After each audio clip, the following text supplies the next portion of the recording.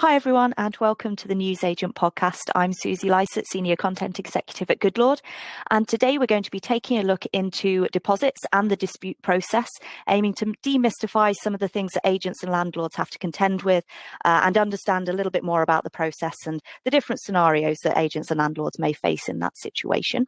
To help me, I'm joined by another Suzy Hershman, a dispute resolution leader at HFIS. So first off, thank you very much for joining me today, Suzy. Thank you very much for inviting me. No problem at all. It would be great if initially you'd be able to just tell us a little bit about your role, who you are, what it is that you do. Okay, so an extensive 14-year background with HFIS. I started with my deposits, so my background is actually adjudication, and I have progressed on to complaint handling with the property redress scheme as well. So when I'm out there educating agents and landlords, I come with two hats. So they have the benefit of lots of different experience depending on who I'm talking to. And yeah, so we're here to talk about disputes today, or as I like to call it, negotiation, because when I'm training, I always refer to negotiation first. Less than 2% of protected deposits ever comes to adjudication. So I think people that are listening might be surprised how small that number is. I know we like to all the deposit schemes like to boast about how good they are at their jobs, but we don't deal with the majority of protected deposits. So most of those are dealt with by negotiation at the tenancy end. So all I look to do is sort of educate, give people something that they maybe haven't thought about, or refresh their memory about something they might not be doing. Especially sort of the idea of it being a negotiation at the same time, it is discussion between people. So it makes sense. Yeah. And nobody really wants to elongate the process any longer than necessary. So, it's all about the evidence. The way that we will look at it is very much the process is, send us your evidence. But if you're negotiating, you need to be able to, have your tenancy agreement to hand, know what responsibilities lie with the tenant and which responsibilities are the landlords.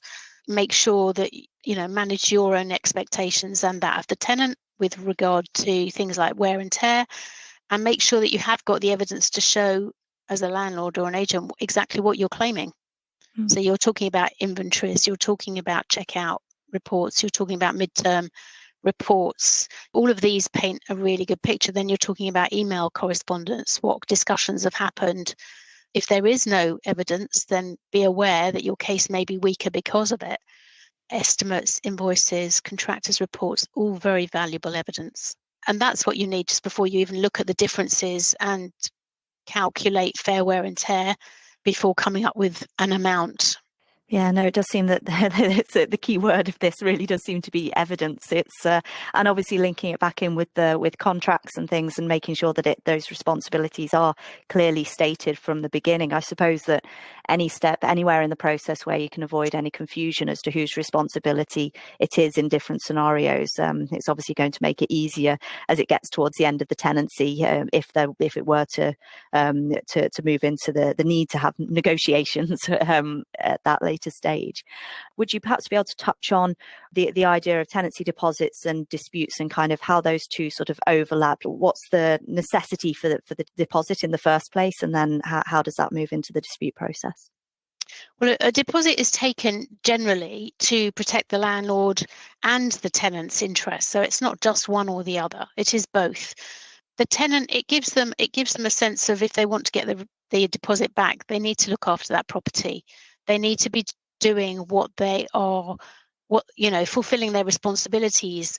And what is often amazing, and we do sometimes have to think about the age of the tenants or the experience of tenants as themselves, in that how many of them, if you ask landlords and agents, how many of your tenants do you know read their tenancy agreements? There will not actually be too many. So that's where the negotiation point at the end of a tenancy becomes very valuable.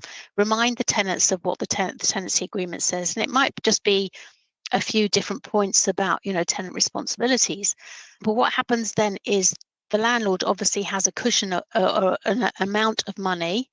Obviously, there is a cap now since the Tenant Fees Act in 2019, but that little bit of money can go towards damages, claims against the deposit. It may be a small amount of rent that's not been paid.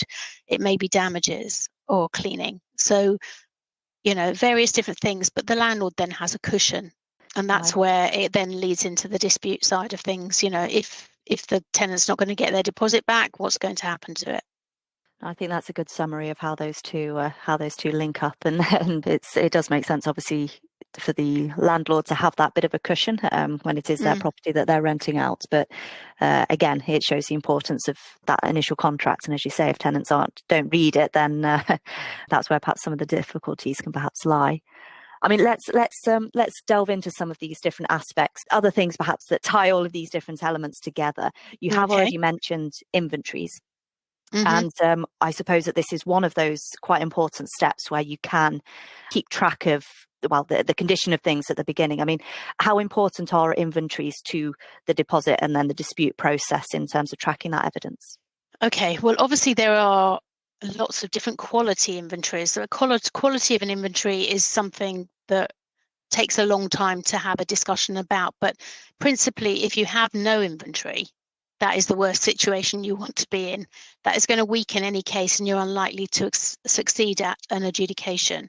The only exception to that would be if the tenant makes an admission to causing the problem and you have an invoice to show whatever you're claiming was new when the tenancy started. So it might be a refurb on decoration, it might be a new washing machine, whatever it might be. So they would probably be your only two exceptions. So you can understand how a good inventory is going to start you off as you mean to go on. It needs to be really well detailed. It needs to differentiate between cleaning and quality condition, because they are two very different things. So again, that's a very in-depth discussion. I'm not sure how deep you want to go at this point. Well, I think an overview in terms of the cleaning and quality that we can give, or perhaps it may factor into some of the other things that we'll come in to discuss. In terms of the inventory, the detail that could be required, photographic evidence would obviously be the ideal at each stage, although you can't take pictures of every square inch of a property. Whose responsibility would you say that is at the beginning? Would you say, is it the landlord agent to take those photos and say to the tenant, are these accurate, or would it be up to the tenant to keep that form of evidence in case there were an issue? That's a very good question, actually, because you often get landlords or agents who will take some pictures. If they're not embedded in the report, then from an adjudication perspective, we need to be able to see that the tenant has sight of them, because historically we've had photos in the past that have been separate to an inventory that have not ended up being the tenant's property, which sounds a bit shocking, and it is obviously very rare, but it does happen. So we always need to be able to verify the evidence. So we're always looking for an inventory that embeds those reports. Not only does it prove that the tenant, and then obviously the fact that the tenant has had a copy sent to them, that will verify the date they were taken, and the tenant then has an opportunity to accept or amend that report. So if they don't like the photos at the time, then that's the ideal situation. And to be fair, I think most people now understand that an inventory at the beginning is so important. We as adjudicators tend to prefer the written word, so in conjunction with photos, because photos don't always tell the whole story. As you said, you can't photograph every inch. So if you've got something in writing to support it, especially any mark, damage, lack of cleanliness, whatever it might be, it solidifies that point. And then I guess that almost the next step in the process, once you've taken that snapshot with an inventory of the condition of the property at that moment in time, obviously a tenant goes in and lives in that property for a while. What then constitutes fair wear and tear? I mean, is there an easy way to define this, or is it very much a case-by-case basis? It's always a case-by-case basis, but when we have very poor evidence, or whether we have really good evidence, we have 5 basic criteria that we break it down to. So we look at the age of the item or area. Do we know how long it's been since it was redecorated? Do we know how old the fridge was when the tenant moved in? And very often we don't have that invoice, which does sometimes baffle us, especially when it doesn't look that new and the landlord's claiming for a new one. We will look at the quality. Again, with appliances, there isn't always a name visible in the inventory photo, and it's often not recorded as the make and model number in the inventory. So there are little things that can tweak an inventory that are going to make it negotiation, adjudication so much easier when it comes to the end of the tenancy for any damage. Then we're talking about age quality. We might be looking at the lifespan. So what is the general lifespan of something? Something like a sink in a bathroom or a toilet is going to have a longer lifespan than the decoration. So very much case by case basis. But when it comes to decor or carpets, we start at a 5-year lifespan. And that is because the evidence, if it's good enough, can then extend that. But actually, we are talking about rental properties. I do, from my extensive experience, know the quality of what landlords do put into their properties. And unless they've got proof that it's a very high spec, we will look at the average cost of things and the average lifespan of something. So everything is movable depending on what we have in front of us. It does sound like it may be easy, if a landlord, it must be easier to see what fair wear and tear is from a brand new property and a tenant moves in. I suppose that any other scenario, it's going to have to be, well, as you say, taken by case basis, and it perhaps won't be as clear cut. It does make it quite an interesting field to work in, I'd have thought. Yeah, I think to add to that as well, we're also looking at the condition at the start. So how good is that inventory? How good is the detail? How good is the photograph? Something might be 5 years old already, but actually if it was in really good condition a year ago, you've already extended the lifespan. So, that can lend itself very well. And then of course, how long is the tenancy? Because even if it was new when the tenant moved in, the tenant been there 6 months, a year, that is still an element of wear and tear. So it's not, you cannot expect to receive a new, the full cost of putting something back again. That sounds a sensible way of looking at it. Well, perhaps on this topic, I think that let's try and take a look at a couple of scenarios and see, how we might address these. Looking at carpet replacement as an example. So let's say that the tenant says that the carpets, they weren't new when they moved in. There were perhaps some stains with a little bit of fraying around the edges, for example. They asked the landlord if the carpet could be replaced after the 5 years of living in the property.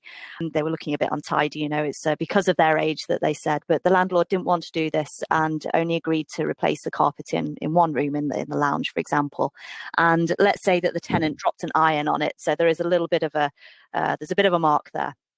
If the agent then comes back and says, well, the carpet has had a few marks and stains at the end of the tenancy, and therefore it can't be used any further, the lounge carpet specifically, the one area that the landlord talked about replacing, that was replaced 2 years prior, not the 5 years that the tenant was talking about. And now it has that burn mark on it. So what do we think that the tenant might be entitled to in this instances versus the landlord? So if we think about the criteria we just spoke about, we'd be talking about a 5-year average lifespan on a carpet, but you say that the carpet's been there 2 years. Yeah.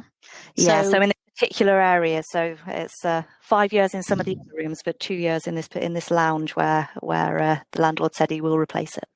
So this is a really good example of how we have to split down the claim, because we'd have to look at the carpet that's 5 years and say, actually, what was that like when the tenant moved in? If it was in excellent condition, then we might be looking at making an award to the landlord. But if it wasn't, and it's just continued with its natural wear due to the tenant living in the property, they may be entitled to nothing. Where the landlord would be entitled to something is a carpet that's only 2 years old and subsequently damaged. So there are two ways of looking at that. One is, has the damage reduced the lifespan even more? Or is the damage bang in the middle of the carpet, which means that there's not much else you can do other than replace it at this stage? Common damage to carpet will be iron burns, hair straightener burns, things like that. But it's amazing how sometimes they're very near the edge and they're not so severe. So it will depend on the severity as well as the position where, how something is awarded. A lot of factors to think about. Yeah, well, I think that looking at these couple of scenarios, I think that's the thing to take away. It is consider all of the different factors that should be considered in this situation, just to ensure that a fair result comes out of it, I suppose, for everybody. It's never going to be cut and dried. And not everyone's going to like the decisions we make, but we do exactly as you say. We're looking to be reasonable. Let's take a look at just one more scenario, perhaps, because I think that the idea of damp and mould in different areas of rental property, I'm sure that one must crop up quite a bit. So let's say that the tenant, they say that there was mould in the bathroom when they moved in. The extractor fan didn't work, so it seemed to get worse over their time in this property. So a bit of mould started to show up in the bedroom as well. And it was reported, but the agent didn't come and do anything, despite the fact they tried to air the property and so on. The tenant did, but the agent didn't come around to do anything. But then, if the agent in this situation said that they obviously were aware that there was that bit of mold initially in the bathroom, it did get worse, but they'd like a bit of contribution towards the repainting, just to sort this situation.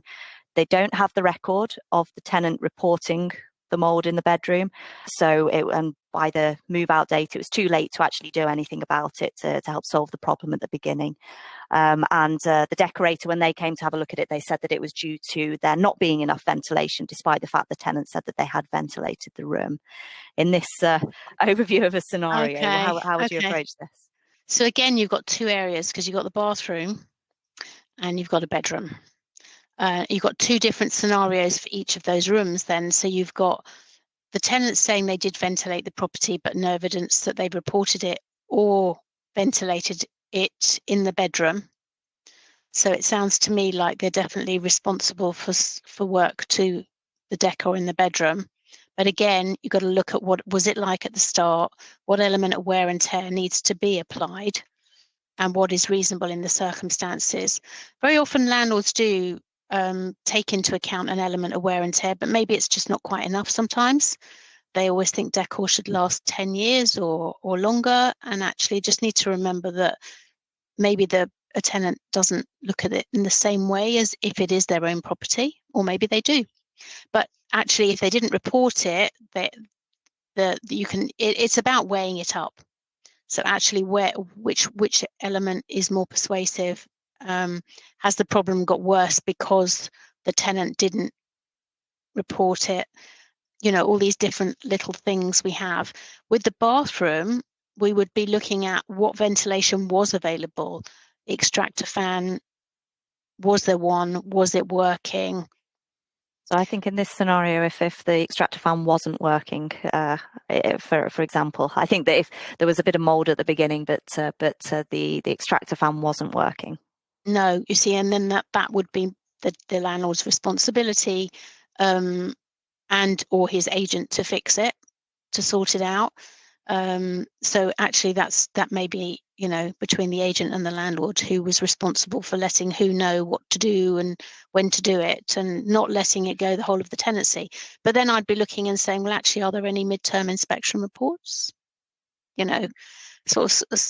We become a bit like detectives, very inquisitorial. So the evidence is key. No, as you say, it's interesting. Sort of you saying that you have to become detectives. It is an interesting way of looking at it, especially as you say, looking at all of the different elements, including the midterm inspection reports and things like that. Were there opportunities where the landlord or agent should have caught it regardless, and nipped it in the bud before it became worse? So, no, it's interesting to hear that perspective. So, one more.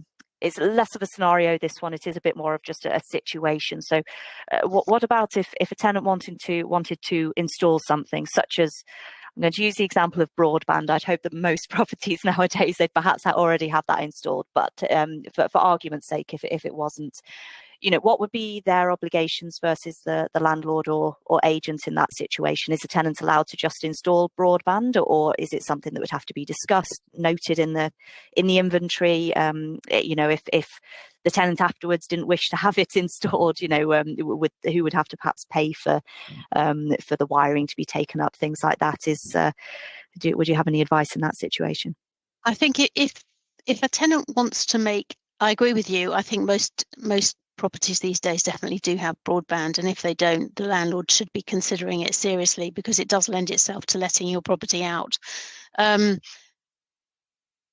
with any alteration or any wish to add something or take away something from a property, you do need to ask the landlord for permission. It is their property, and they have the right to decline certain things.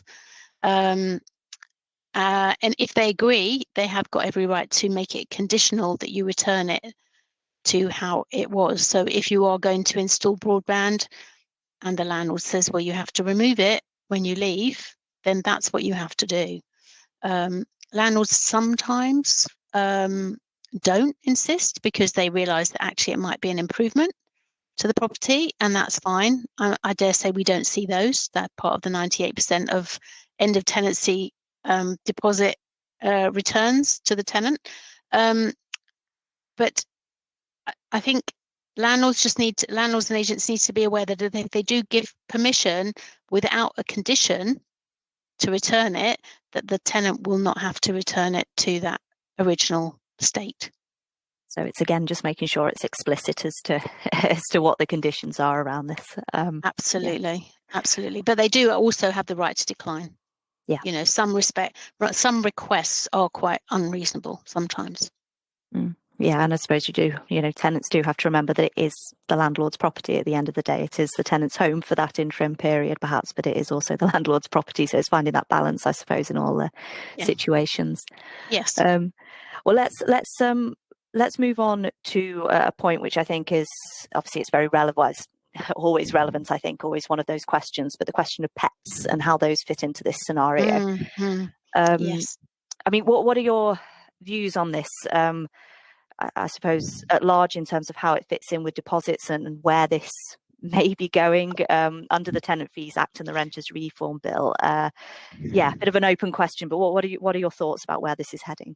I have a lot of thoughts on it, and it's a particular interest in me because I love dogs, and I've had 2 dogs in my life, and I wouldn't have been without them for the world. But obviously, landlords have a choice on whether to accept pets for now.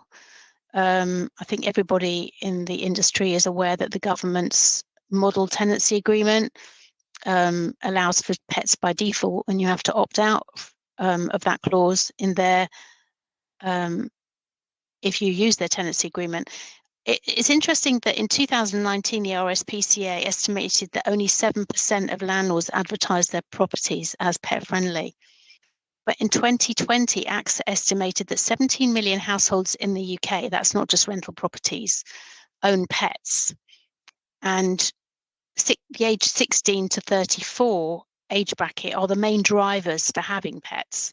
And they're more and more increasingly likely to be unable to get out of the rental market. So that market is only going to increase. Following the pandemic, 1 in 5 people put keeping a pet in their top 3 priorities for renting a property. So that doesn't fit in with the amount of landlords advertising properties as pet friendly. And post-pandemic, there was a 120% increase in the demand for pet-friendly properties. So I think on the basis of what I just said, I don't know if I can encourage landlords to really consider it, because in terms of the fact that we only see less than 2% of all protected deposit come to adjudication, there is such a small minority of cases that really deals with pet damage. It is very, very unusual. I would say we get more pest damage, which has nothing to do with pets, so rats, mice, bed bugs, any other kind of pest, but they are not necessarily pet related. So yeah, it's really worth agents and landlords considering a request for a pet. In terms of the way that they're planning on perhaps changing this in the future under the Renters Reform Bill, how do you think that could work? I mean, obviously, it is only speculation, I suppose, at this point. We don't really have the government hasn't released the specifics yet as to how they plan to make this a permitted payment under the Tenant Fees Act. But how do you think that this could potentially work and the impact it may have on deposits, if you feel that it will? Well, it will be interesting to see if they make it a permitted fee, because I think that will reassure landlords when they accept a pet in their properties.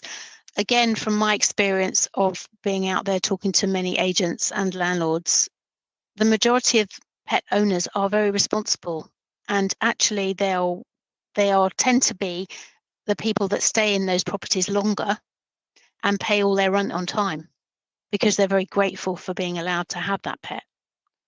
So I think it can be a win-win. I'm not saying every scenario is going to be perfect, but I think there's an increasing demand that needs to be met, and I don't think it should frighten landlords.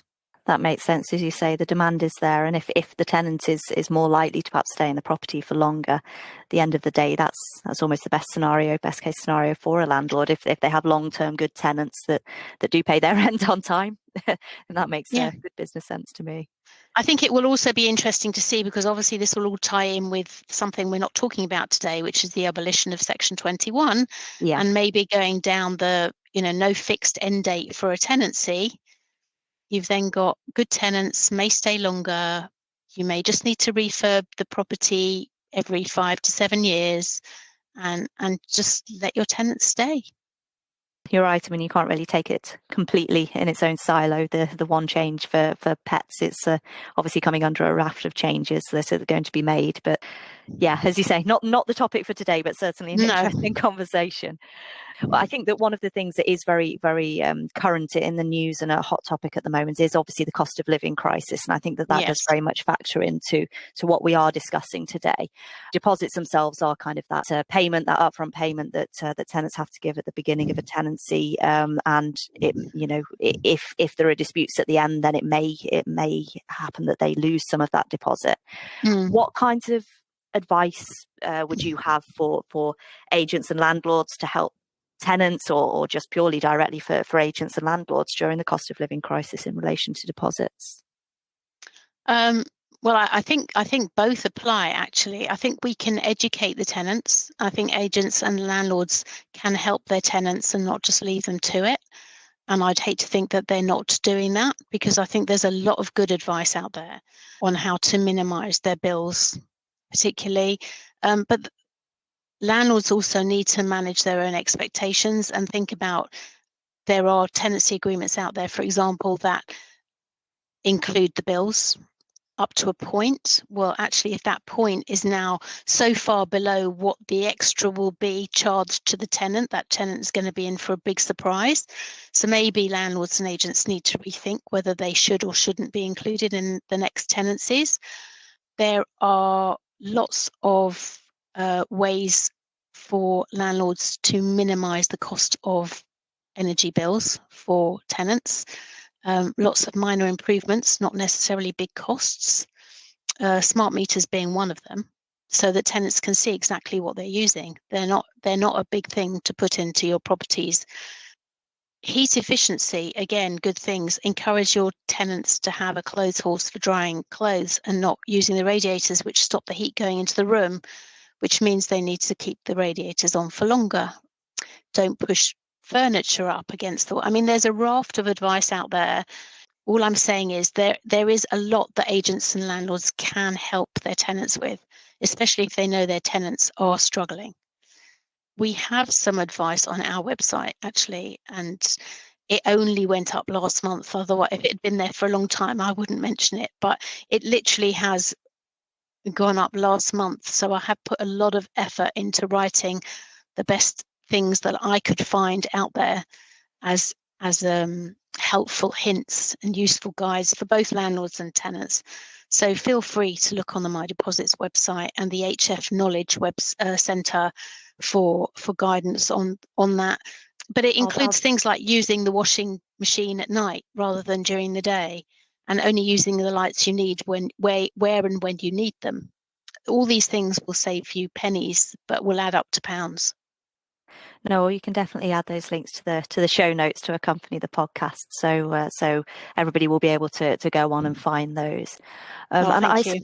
I suspect that a lot of, or there are probably many things that landlords and agents can do, which kind of, in creating these efficiencies, there's probably a good chance that the I don't know, for example, the boiler, if you work on advising tenants in the best way as to how to make those run most efficiently, I would have thought that there would probably be cost benefits as well for the landlord, for the agent, in terms of, just making sure that things don't go awry during the winter when these things are being used a little bit more. And then obviously, having the knock-on effect of who pays for that if it goes wrong. Would I be correct in saying that? Is it kind of something which it is kind of this beneficial space where agents and landlords can make these updates to help all parties?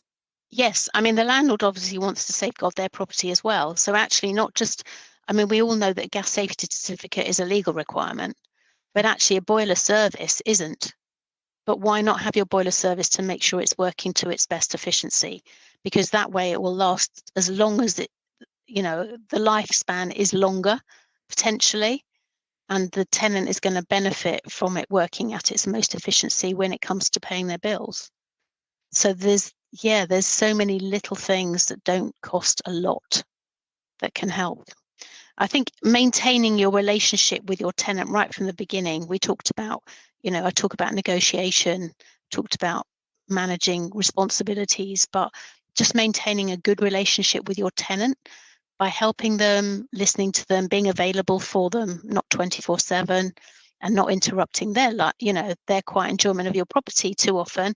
But just maintaining that good relationship and encouraging them to report any defects can prevent, things going wrong, costing more money right the way through.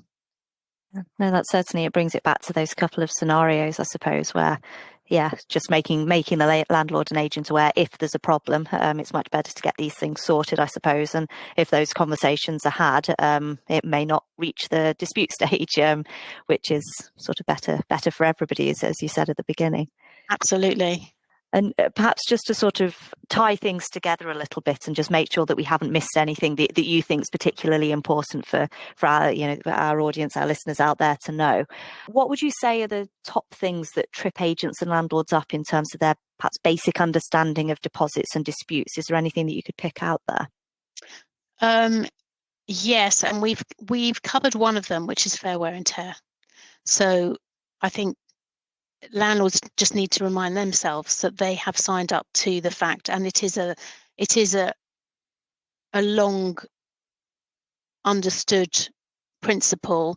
You cannot charge the tenant for putting something back into a better position than it was. Yeah.